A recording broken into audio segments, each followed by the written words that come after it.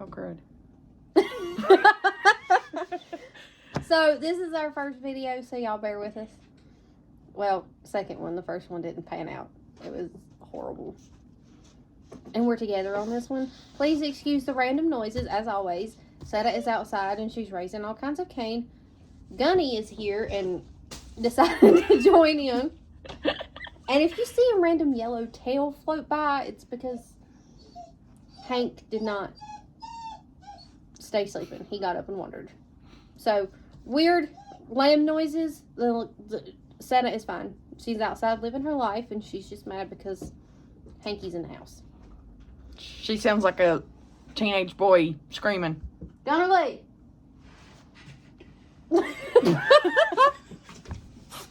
He got stuck. Gunner, come here. Gunny. It's the life, y'all. Gunner.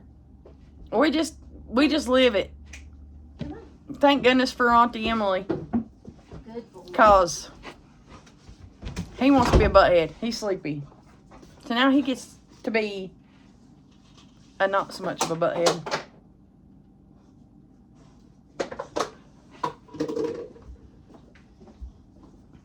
Okay. Okay. I told him he's being a butthead. I'm sorry. Well, he's still a baby, and he still needs his naps. He does need a nap. Maybe he'll figure out that we're not doing anything, and he'll just chill out and go to sleep while we're doing our video.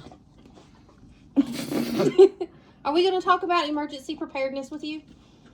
So, as you guys can see, this is our blooming minute. We're just going to take a blooming minute and tell you this. We got all kinds of critters rolling around in here.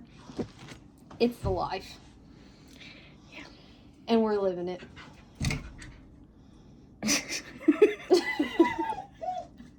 I can't with this dog, y'all.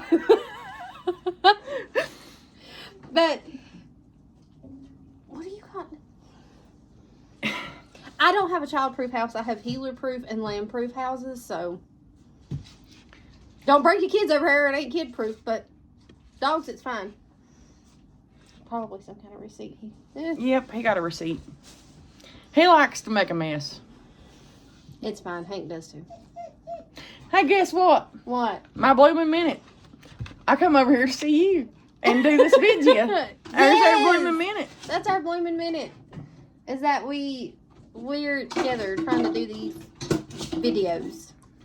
Vidges. Videos. Yeah. With crazy Gunner animals. Gunner as an extra. So. Yeah. All right. What's our AWOW for the week? Our AWOW is two of them, like last week. It's a thingamajig and a What's-It. This is a What's-It, and this is a thingamajig. Yeah. Hey, hand me that thingamajig. Hi, thanks. You're welcome. Where's that What's-It? Right here. I got a What's-It. So that's how we describe thingamajigs and What's-Its. Or if you're, in my case, it's hand me that. Yes.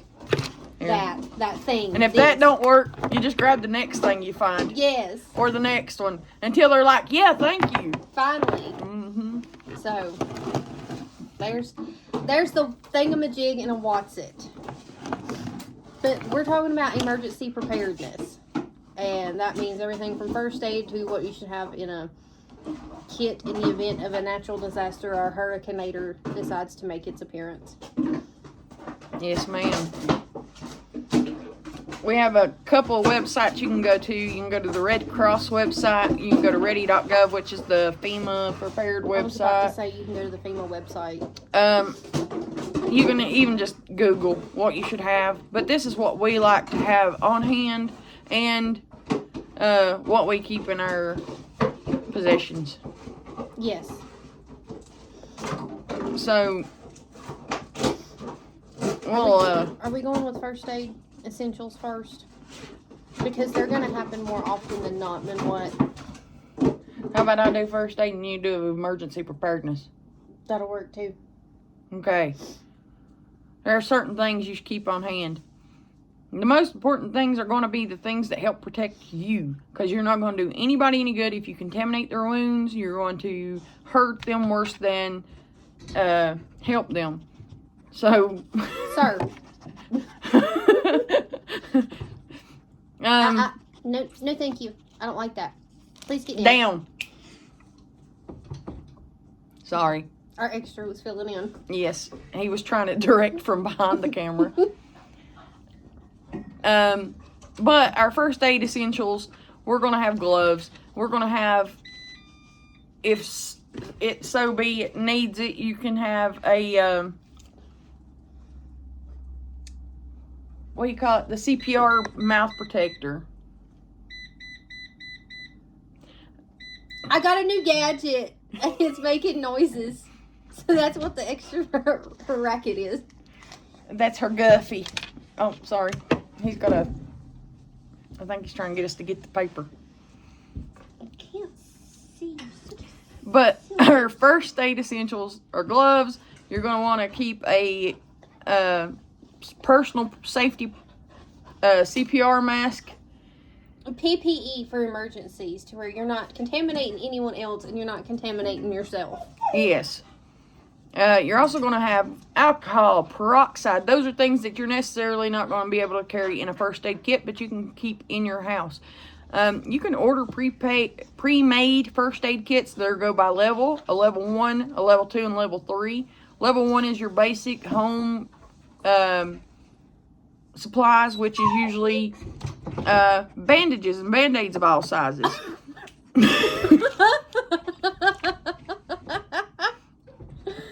Sorry. I raised it and I'm sorry. He just jumped up in the chair. He's our director. Okay. First aid kits, emergency preparedness. You have level 1, 2, and 3. Yep. Mm-hmm. Level 1's just pretty much your basics of all sorts and sizes of band-aids, or adhesive bandages, not the Band-Aid brand, whatever. You're going to have alcohol wipes in there, iodine wipes, antiseptic towelettes, gauze, vet tape, gauze tape, the medical tape. You need scissors to cut said tape. You need tweezers in case you get splinters or metal or what be it. Also, good things to keep are Tylenol and ibuprofen on hand for those who can take Tylenol or ibuprofen. Some people can't, so make sure you check with your primary care provider whether or not it is safe for you to take Tylenol or ibuprofen. You also want safety pins, a shake-activated cold pack, cold compress for twisted ankles, burn gel, calamine lotion, antihistamines such as Benadryl are good for anybody who has allergies, antibiotic ointment, cotton balls. And if you have people in your home that are on blood thinners or tend to bleed a little easier, it's always going to have bleed stop or some kind of quick clot. Mm-hmm. Quick clot or something like that can either slow down the bleeding or at least stop it. And you can get proper medical attention. My first aid kit is a lot of gauze and 2 packs of bleed stop for that very purpose.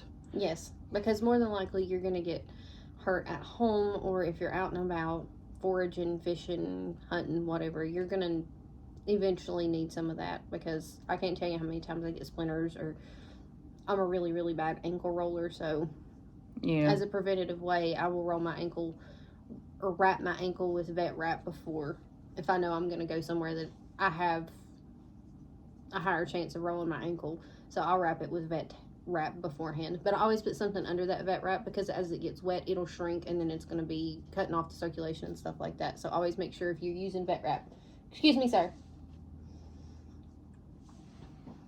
you put something under it between the skin and the vet wrap itself. Gunny boy, come here, baby. He, you rolled your ankle like 3 times last year. Yes, and I think I narrowed it down to the fact that it was the shoes I was wearing, because I wore them when I wasn't my walking wasn't the best in the world, so I had worn the heels unevenly. Mm-hmm. Gotcha. Yeah. So now I don't wear those shoes anymore. More advanced first aid kits include things like sutures, scalpels, I have those in my kit just because we have stubborn men in the family, and yeah. So those are things that I need, but not necessarily what you will need. Right, and we always advise you seeking medical care for anything that would need a stitch. Yes. But we also understand that we have stubborn people who would rather die than go to a doctor, and literally they have to be on death's door before they even go see a primary care physician, let alone go to the hospital for something. So just kind of make sure you've got, if you have those on hand, make sure you're trained in how to use them properly. But if you can, talk to the person and try to get them to go seek medical help before you just stitch them up. Yeah. And another thing to really remember with first aid is a lot of this is just until you can get to proper medical attention. You're not going to be like, oh, I slap gauze and tape on it and it's going to be fine. That'll work for minor wounds. If it's a major wound, you still going to need to go to the doctor. Yes. Because I made the mistake of trying that one time whenever I had a really nasty burn on my arm, and I was like, I'll just care for it now. No. It wound up with an infection, and I got put out of work for a day and had to take antibiotics and the cream and stuff like that because I just refused to go get it looked at. So don't be a me. Go get medical help. Yes. And I think that leads us into our emergency preparedness kit, which includes your first aid supplies. Yes, we just wanted to talk about what you could have in your first aid kit to go along with the emergency preparedness. And this is more for natural disaster type deal. Weather storms, we're kind of in the middle right now. So we don't have anything major right now in this particular time of year. But we are coming up on flood season and thunderstorm season and tornado season and hurricane season and flood season and all of the natural disaster seasons. So these are things to keep in mind and try to make sure you have on hand. But we will touch on some stuff for, apocalyptic preparedness. Doomsday prep, yeah. Yes. But water supply. You need to have a consistent or constant water supply, at least for, the idea is to have for 2 weeks, but I understand not everybody can do that. So at least 2 days worth of water for you. And if you've got critters like we do, make sure you have water supply for your critters. And if you don't have that water supply, make sure you have a way to filter water to make sure you have clean drinking water. Because you can wash your clothes later, but you got to make sure you can drink. Another thing that we need is flashlights. Flashlights and batteries are extremely important because if you can't see, you can't do anything. I also have little tea lights because those little tea lights I can do a multitude of things with, and I think you can get those at like the dollar store, Dollar Tree for a little or nothing. A power bank, like those banks that you can charge your phone with. If you've got a rechargeable flashlight, you can charge your flashlights. And some of those you can actually charge in your car. So, if your electricity is out at home, you can charge those in your car. Some kind of emergency food supply, because you eventually are going to have to eat. You may not be able to eat 3 meals a day, but you need to be able to eat at least one nutritionally dense meal per day. So make sure you have some kind of emergency food supply. An alternate heat supply. I have a wood stove in my home, so if my electricity goes out, I'm not without heat. Joni's got one in her building, so she would have heat.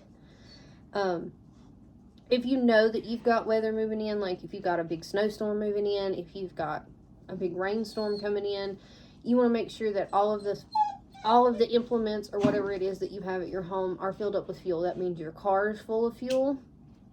You filled up your gas trucks and your four-wheeler or whatever it is filled up with fuel too, because you never know when you're going to need it. Waterproof containers are always good to have. I was going to interrupt for 2 seconds. Yes, ma'am. Also, don't forget when you have your non-perishable foods, we're usually talking, you can get the MREs, which we discussed. Wait, that was the last video that didn't work. Never mind. You can get MREs, which are the meals ready to eat. It's most commonly, thought of as the military food. But most average people are going to have canned foods. And do not forget a manual can opener. Something that does not have to have electricity to work. I know a lot of people now have the manual or the electric can openers in their kitchens and stuff. So if I forget about those because I don't have one of those. I have just a manual can opener. That's what I have. But I also have home can jars to where I just pop a seal on them. So that's why I forget to have a manual can opener. But, I mean, if electricity's out, you're not going to be able to use your can opener. So make sure you have an alternate way to open up your cans. Yes. Sorry. No, it's okay. Okay. It's important to have them. Yes. Because Joni thinks of them, I don't. I only think of them because we go fishing, and I always think about can openers because you got to open the corn. And I always think of a P38. Yeah. That's a can opener? It is a can opener. That was something my dad always made me carry whenever I was going fishing. I got 3 of them, one in each tackle box. Yes. We covered. I bought them. Unless you're like... I bought them at the Army Navy store for like 30 cents a piece. Or unless you're like my brother who forgot he didn't have a can opener, lives 5 minutes from Walmart, but proceeded to open it with a knife. I was like, really, bro? So guess who got 2 can openers? My little brother now has 2 can openers because we're like, you're not good. That makes no sense. Because that's going to cause you to need your first aid kit. So do not do what my brother did and open metal cans with a knife. You're going to need a first aid kit if you do that. Okay? But waterproof containers are extremely helpful to have too. Because, you know, say you've got massive rain and downpour and things like that. You're going to want something that you can put electronic devices in, like your batteries and your power bank and your phone. That way they're not getting damaged or anything like that. Even if it's one, you can only make one phone call with the battery you have, but then you can put your phone in there and you're not having to replace that later on. You need to have an evacuation plan. Where we're at, we really don't have too much of a need for an evacuation plan because we're up on top of hills. There's no immediate threat of flooding or anything like that. The only thing it would be... It'd be a few days until we could pass if a landslide or mudslide or something like that. But as long as we've got everything else covered, we really don't need the evacuation route. Whereas if you're in a low-lying area or something like that, you definitely need to figure out how the quickest, easiest, safest way to get to higher ground would be. Right, and if you live somewhere that's prone to tornadoes, which here in recent years in our particular area, we've had more of them. But if you guys, you know, are in an area that needs to have an evacuation plan for tornadoes or something like that, make sure you have an evacuation plan and make sure you have somewhere safe to be at. The next thing is, in dire circumstances, we have, you know, when the zombie apocalypse comes along, here's some alternate things to have or keep in mind whenever you need them. And one would be a weapon of some kind, whatever you choose for that to be, some kind of weapon. I know that's a touchy subject, and not a lot of people are okay with having a weapon, but weapons are something that eventually you may have to look at having. Second would be some way to start a fire, whether that be a flint,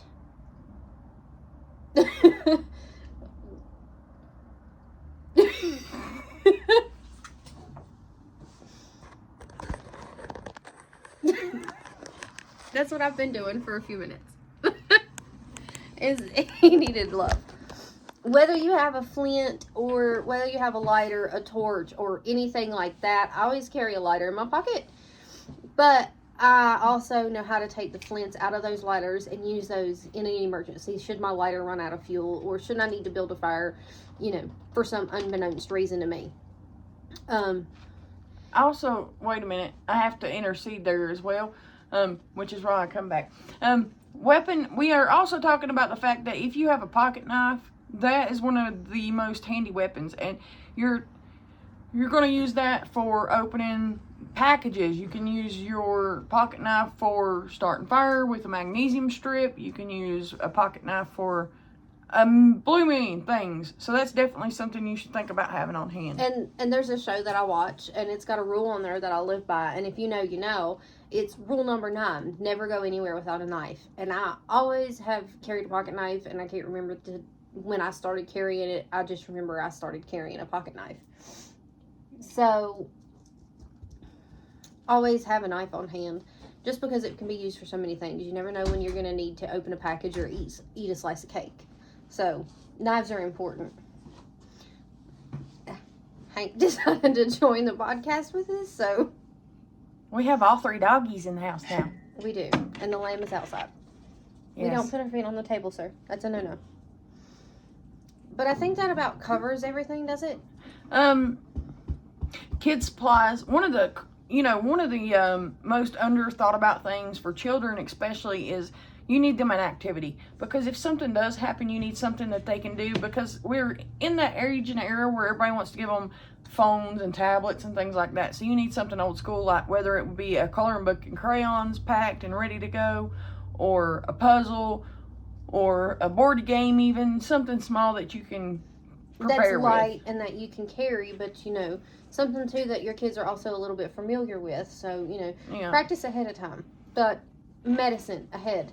Yeah. If you know that there's a storm coming or you've got something going on, they want you to have 3 months worth of medication on hand. But I understand that that's not possible for everyone, so make sure you at least have a week's supply of it. Another good thing to have is a hand crank or battery powered radio with no alerts. Yes. That way you can keep updates whether you're good and sheltered in place, something happened, you need to know how long it's going to be for help to get to you. Those are things that will be announced on the radio.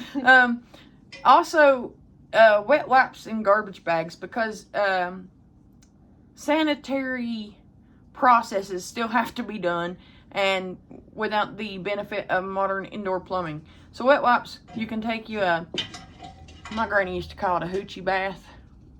I'm just going to say it. You wipe yourself down. Or what Davey likes to call an Amish shower. No slight to Amish people, but that's what he calls it. Yes. But We do not put our feet on the table, sir. We put wet wipes in garbage bags because you're still going to have to go potty. You need something to do with that. I think. And it just basic hygiene is important to have too, because one of the things that's going to make you feel ill and make you lose despair is just feeling grummy and grungy and just all around ick. Yeah. So in order to keep your spirits up, it is good to have good personal hygiene. Yes. And even in dire situations. Yeah. It's one of those things that you really don't really want to think about happening, but it's really important if you get in that situation. If you've ever been camping, like after day 2, all you want's a hot shower. I'll go swim in the river just to get clean. Yes. I always take soap, because I don't care if I have to take me a hoochie bath out of a water jug. I'm getting clean somehow. Mm-hmm. And the only other thing I had to add on there was plastic sheeting and duct tape. And they can be used in a quick pinch as a shelter or some kind of waterproofing for a shelter of sorts. Also, if something were to happen where there's fine particulates coming into your home and you don't want them there, and I'm not a doomsday prepper, but I'm just saying, if you know what I'm talking about, you know what I'm talking about. And you can put plastic sheeting over your windows and doors and duct tape it and Hanky's head. It's grow where you're at with Emily and Joni and Hanky and Gunny, and Ace is the only one being good over there. And that's because he's on the couch taking a nap. Yeah. Oh, I done got the side eye from him too. No, it's because she woke him up. Yes, because I said his name. But you shook the. I usually just holler "niet" at him. But I think that about covers our emergency preparedness and first aid kits. I think our next topic is going to be planting in the signs. Yes. Where Joni excels. It's just one of those things that, it's old school and it's very interesting, and I find it intriguing. And I find that it's actually pretty spot on. And it is. Pretty true, and it's pretty spot on. But you want to know what gets me about it is, and this is not to mean to offend anybody, But planting in the signs is an old school, tried and true method of growing plants in the... You shake each other. No. But this is, you know, something that we've used for eons. And usually the same people who plant by the signs are the same ones who say they don't believe in astronomy. I believe in both, just so you guys know.